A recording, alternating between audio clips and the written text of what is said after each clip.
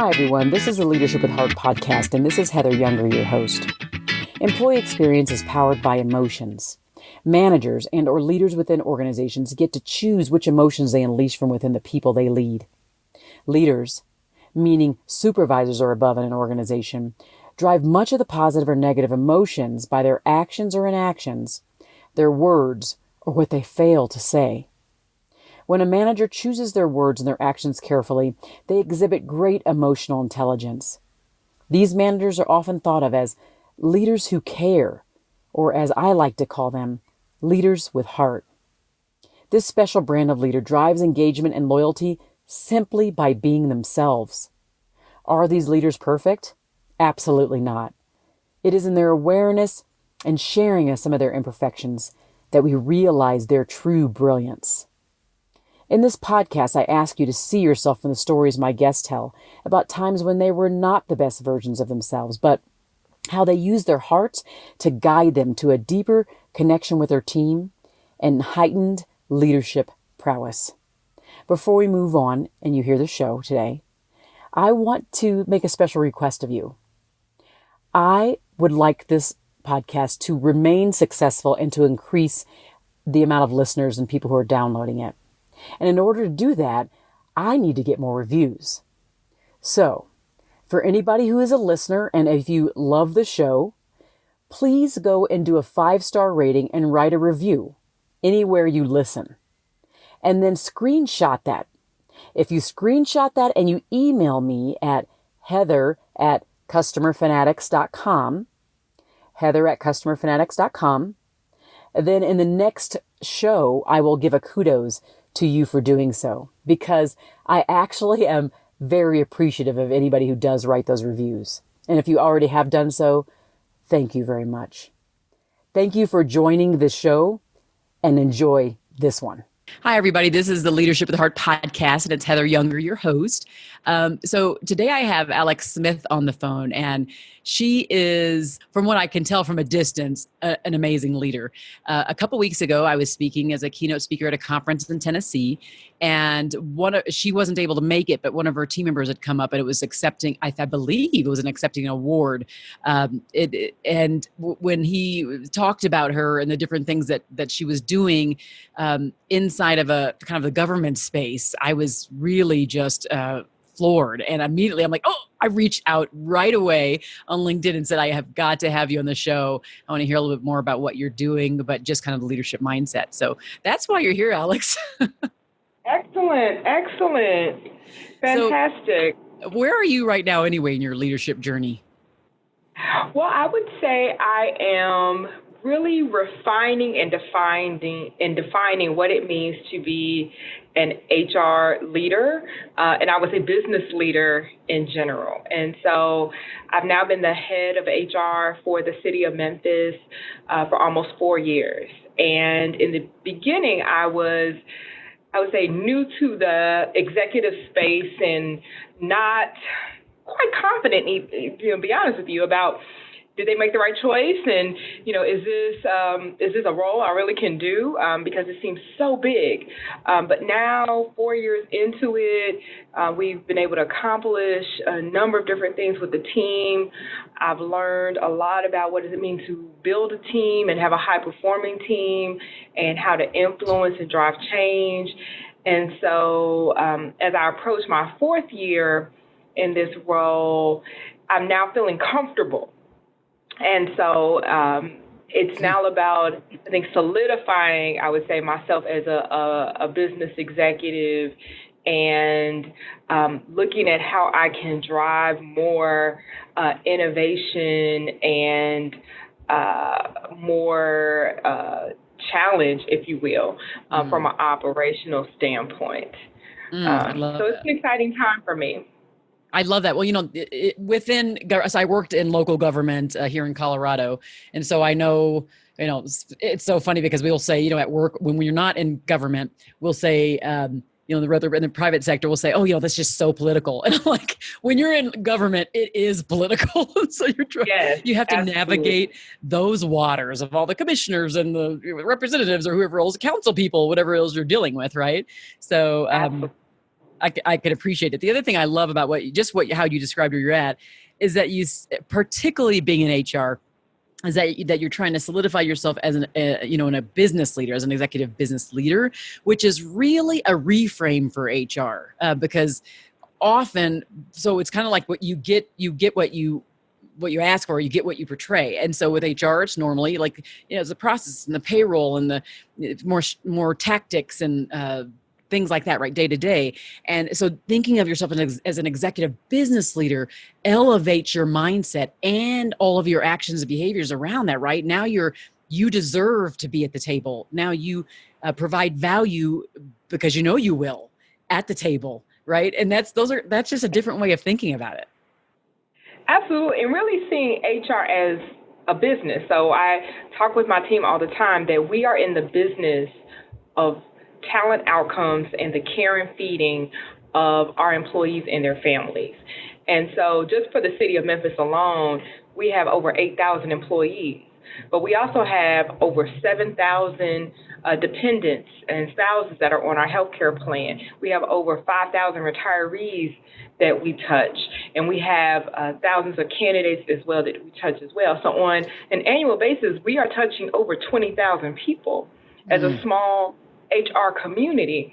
And so understanding that we are in the business around attracting and retaining talent and helping people make life transitions, that we're in this business around the care and feeding of employees.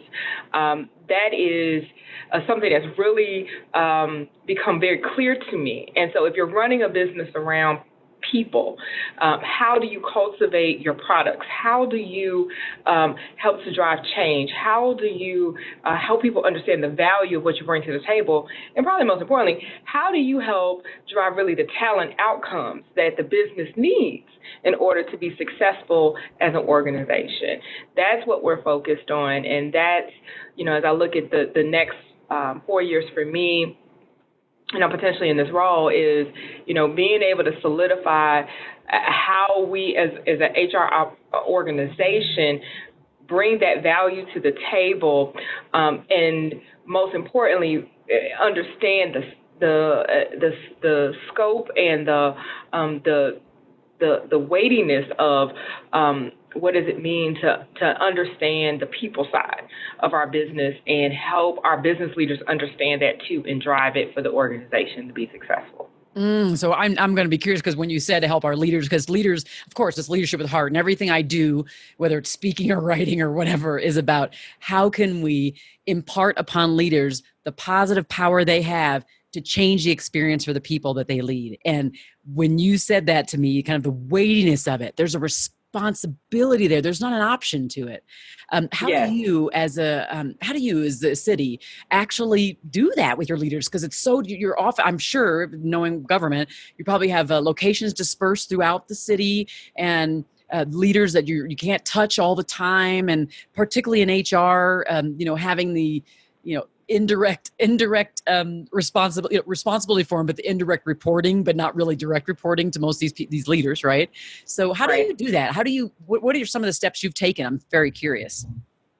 Well, the first step, which I think is one of the most important components, is it always starts from the top. So my role reports to the mayor, and having a mayor or, in the private sector, a CEO who understands that people are the most important resource in an organization, and that you have to focus on ensuring that you're hiring highly capable, qualified talent and putting them in the right roles that will ensure that they are providing their expertise to the organization, as well as making sure that the organization has well positioned them to be successful, is extremely important. And so I am lucky and fortunate in that way that I have a leader, a CEO that really understands that people are critical and being able to drive results in the organization.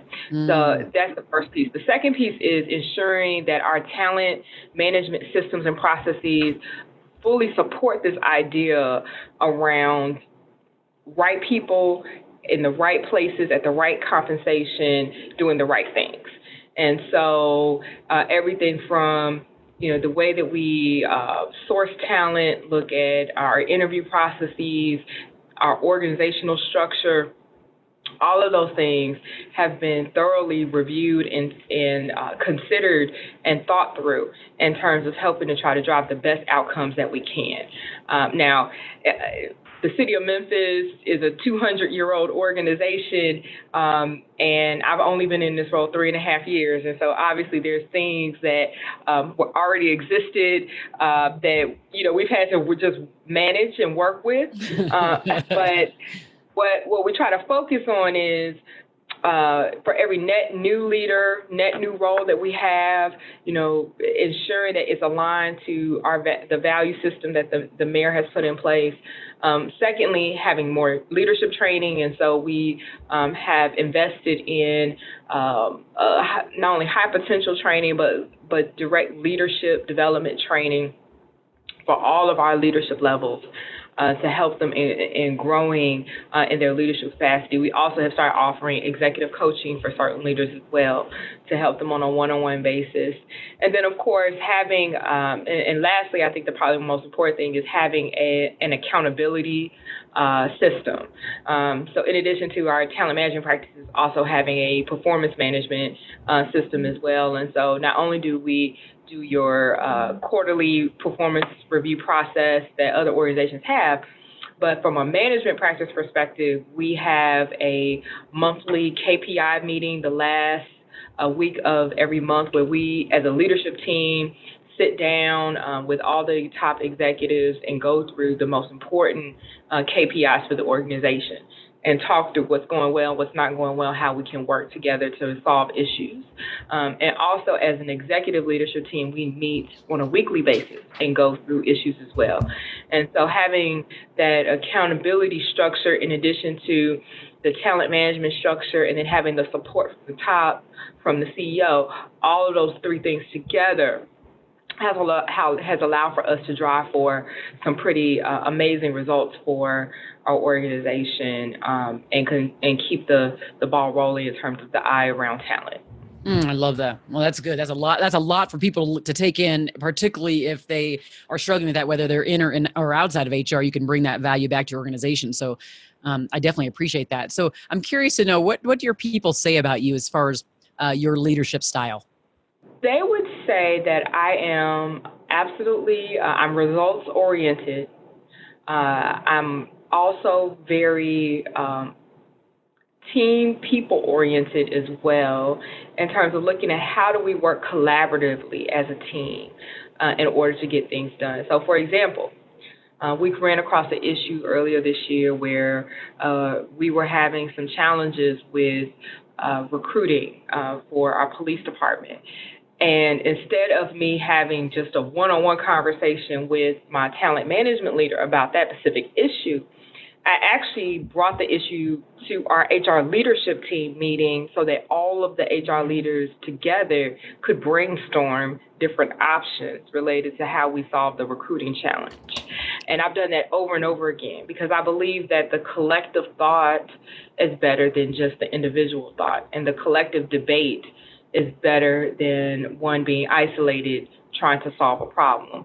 And so from a leadership perspective, the way I think that ultimately comes together is fostering a team that has a focus of collaboration and trust and really a codependency with each other where no one feels like they're isolated or on an island by themselves. We all feel that we are in it together. And I think that that's important, and that we both, all of us, achieve and succeed together, and we also face challenges and failures together. And we solve them together and work through those things together. And so I would put both of those together, say, they would argue that I'm very results oriented. I care a lot about achieving the outcomes we need to achieve, but I fundamentally believe it's important that we do it as a team. Awesome. That's great. And then what about your drive to lead? Like, many of us have a reason for why we do what we do in the leadership space, why we just choose to lead people. Where does your drive to lead come from? My drive to lead comes from, I think fundamentally, I grew up in a small town called Gary, Indiana, which is 30 minutes outside of Chicago. And my grandfather was very active in public service. And so growing up, I saw the importance of community service and public service and helping others in the community. So my first premise around being a leader is all about how to help and develop other people and seeing the potential in other people. And I love this idea of, you have someone that you start working with and maybe they're at a certain level when you start, but after working with you for some period of time, they then are able to go and get a bigger job or get promoted or take on bigger responsibility. And they fundamentally are better after spending time with you and working with you. That drives me. And so for all of my team members, I look for how I can grow them and develop them, especially to achieve the goals and aspirations that they have, and also to see them go into bigger roles in our organization. And so I don't see turnover necessarily as a bad thing. I think it can be a good thing when you're helping people grow and develop. So that drives me, that community aspect of helping other people and helping people achieve their dreams and aspirations through work is really compelling and exciting for me. Awesome. That's great. And I like that little comment you made about turnover can be good, especially for growing and developing. I wrote a book on employee loyalty and I talk to people all the time on loyalty, but and so like retaining, the idea is retaining, but often it is not necessarily retaining them in the same role. And that's one of the things I'm glad you bring up, because we want to make sure that they're growing, that they're changing, that they're flourishing, because if they're not, if they're stagnant, high likelihood they will leave and find a place where they can feel those things, where they can feel like they're growing and they're flourishing, right? So Absolutely. I And, love and that. not only that, it leads to the organization being stagnant. And so particularly when you talk about a time where organizations are needing to be competitive and to be agile, how can you expect your organization to be agile if its human capital or if its people are not agile and are not innovative and are not growing and developing and have a growth mindset? It's really impossible. And so even for government, I know people traditionally think of government as something that is very stagnant. The truth is that with the way the world is moving, you're talking about from an economic perspective and particularly economic development perspective, governments need to be just as innovative and agile as some private sector companies in terms of being able to respond to citizens' needs and being able to respond to what's happening in the market, understanding what's going on from an economic perspective. And so you need people within your organization that can do that. And so investing in that growth and development so that people have that wide exposure to understand what's happening and being able to help develop solutions to combat some of the interesting challenges that can happen in an organization. All of that's critical for organizational success. I see my job as the HR leader to help equip our leaders to recognize that and most importantly, invest in that in their people. I love that. Now you're really starting to speak my language now, Alex. I love the idea. So this idea of, like a fertile ground, a really truly fertile ground inside the workplace where leaders are actively looking for those seeds of greatness in their people, and they're figuring out how they can kind of bring out all those things that exist there that just might not be on the surface, and then finding ways to turn that into things that can be innovative. And I just love that. And I agree with you on the government space, working in local government. And they had about 500,000 citizens, about 3,000 employees. So it wasn't tiny, right? And it was the same type of thing. There were a lot of different things that we did on the lean side, a lot of things we did that was just in the innovative space. So I do agree, more than when I did in the private sector, I could see there was innovation right on the top, right on the surface. So kudos Absolutely. to you. So, and now we're also go ahead. Sorry. Just an important point. I think also what makes government particularly interesting is that because of the limitation around resources, because there is so much resource constraint when you're talking about using taxpayer dollars and trying to be as frugal as possible with taxpayer money, that in itself lends to or can lend to more innovation. because you don't have the luxury of being able to just put people on different things and different projects. You really have to start thinking out of the box and creatively about how you solve for different challenges when you don't have, $1 million just tucked away somewhere you can just leverage. You've got to get creative about, well, okay, can we create a cross-functional team? We can't just hire a consultant to figure this thing out. Okay, how can we, do some interesting job swaps or job expansions or project teams or, volunteer work, et cetera, to be able to drive for some solutions around some of these challenges. And so for me, I want to feed that more and do what we can to help people understand that there is a large opportunity for growth within the government space. I like that. I like that idea because I of course, so I'm a consultant, I'm a speaker, I'm a trainer, I do executive coaching. So all those things that you would imagine I do running a show like this and writing books I do, right? But having said that, I think that what often happens is leaders undervalue or just underestimate the knowledge that's right inside their backyard, in the walls right there. So I love your idea of like, let's start getting a cross-functional team. There's like a lot of smart people right here. So maybe we can pull this off without bringing someone out from the outside in. And sometimes that's absolutely possible and sometimes it isn't. So, but I like that idea though, that you're really harnessing everything that's right there. And there's so much richness there, right? Yeah. So I'm curious, everybody can see how enlightened you are and how much time and thoughtfulness that you put into this process around people. And I think it's amazing in the government space, but not even the government space, just an amazing in the HR role that you're doing that.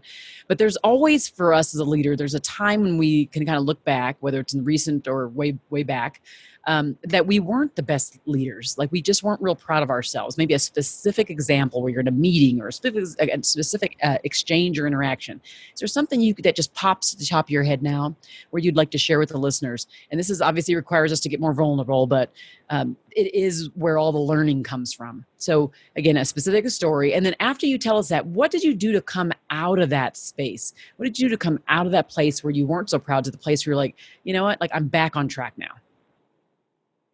Yeah, so I would say one of the probably the best examples is when I first started. I'd gone through my first ever budget process, and on the government side, as a division, when you're presenting your budget to city council and your city council has to approve the budget, it's a really, really big deal.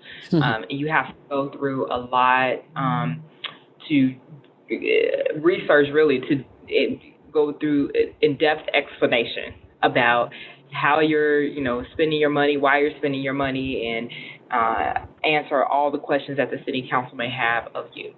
And so my first year, I would say because of my insecurities as a leader, I went about it on my own. So I did my research and I stayed here late and I really didn't engage the team that much in preparation for the presentation. And so, of course, lo and behold, when I actually delivered our budget presentation, there were some things that I missed. And so some team members had to fill in the blanks on the fly in the meeting. But I felt really unprepared.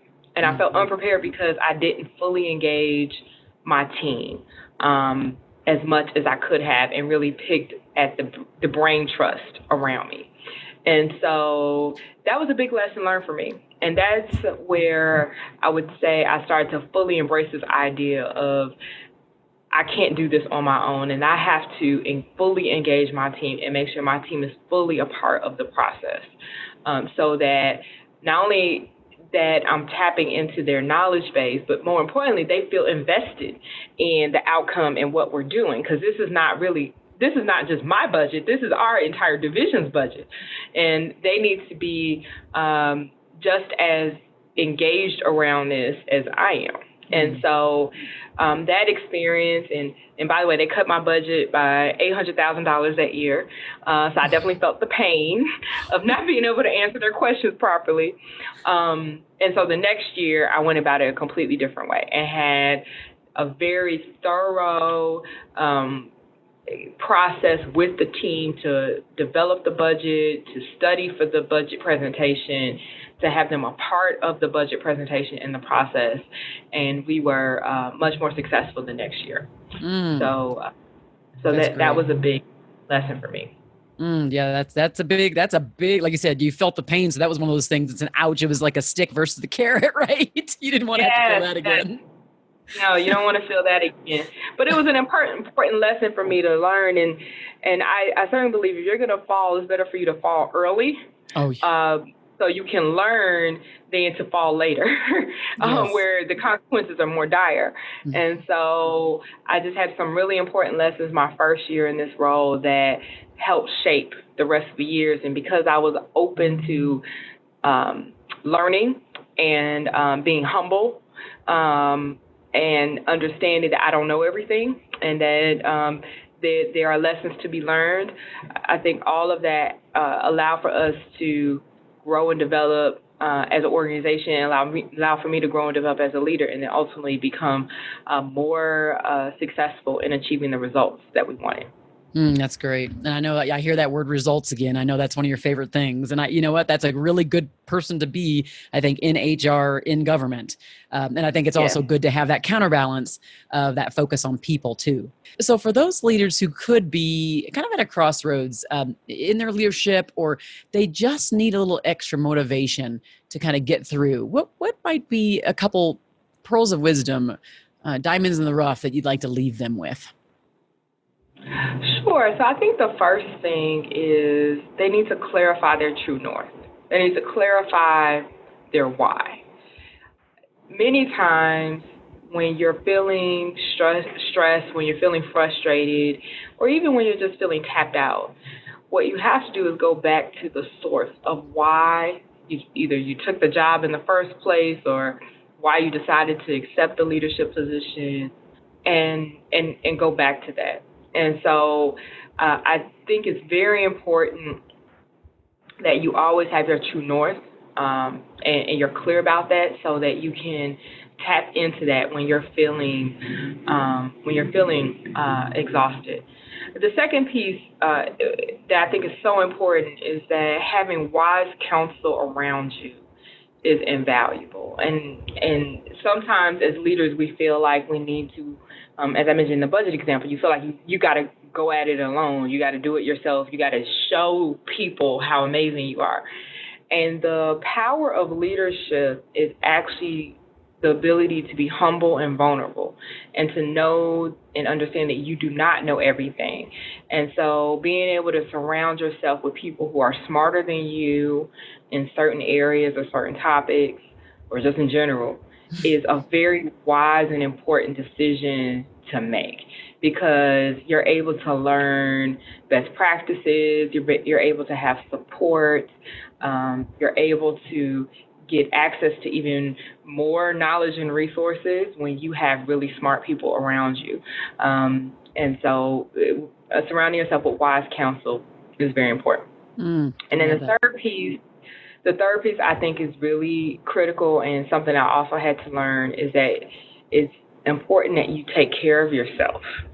So a lot of times as leaders, we're willing to sacrifice for others around us, whether it's our team, or in my case for our employees, because I have the HR component. But you know, that visual, that phrase of you've got to put the oxygen mask on yourself first before you can put it on other people, I do believe that that's really important. Otherwise you can end up putting yourself in a position where you can't help anyone because you're ill, or you're not in the best capacity to do so. And so the last bit of advice I would say is it's important that people take care of themselves, and whether that's physically, mentally, spiritually, financially, whatever that means, but make sure that you are well and that you have plans in place for self-care whether it's you work out a few days a week, or you have a meditation class that you like to go to, or yoga, or run around the block, whatever it is for you that helps give you some peace and help you get into balance. Making sure that you build that into your life and your schedule so that you're taking care of yourself, I think is really important, particularly for the long haul. One thing I am curious about with all of this and all of the structure that you put into place, had you seen from making sure that you were, being more people first, focusing on, moving the people forward, growing them so they can obviously help achieve results. Have you seen over the 4 years, like an increase year over year of performance metrics or an improvement year over year based upon the more resources and time and energy and strategy you put behind that people first focus? Absolutely. So I have a few beautiful examples of results from putting not only people first, but just having a comprehensive HR strategy. So I just giving some interesting quantitative numbers. When I started with this organization, our Glassdoor review score was 2.5, and the CEO approval rating was 32%. And the comments on there were scathing, if you will, about the organization, what people were experiencing. Today, if you go on Glassdoor, you'll see that our review score is 3.5 out of 5, and our CEO approval rating is at 91%. That is tremendous. And the tone of the reviews. Now, obviously, we're going to have, you're going to have pros and cons like any other organization, but the tone of them by far are much more positive than what they were when I first began. Also, from an employee engagement score perspective, when I started, our employee engagement score was at 50%, and now we're at the 74% range. And so we've been able to see concrete results that the strategy around, ensuring that we have the right leaders in the right positions, ensuring that we have a strong total rewards package, ensuring that we have strong performance management processes and abilities to reward and recognize employees, that we have a focus around wellness and ensuring that employees are well all around. So one of the most important benefits that we added in 2017 is we added a student loan contribution program where I believe we're still the only municipality that has a student loan reduction program. And so we're concretely helping our employees get their finances in order and manage their finances, not only through that, but through financial literacy programs that we offer as well, in addition to health assessments and biometrics and other things that we do from a physical standpoint. All of those things matter. And so when you put all of that together, you get these amazing results of us being able to improve our engagement, employee engagement, our employee sentiment, our employee morale, their desire to recommend us as an employer. All of those things matter. Love it. Thank you. It's one of those things I didn't want to forget. And in government, it's even more important to know the numbers, and I'm glad you did. But that does not surprise me. You're results focused.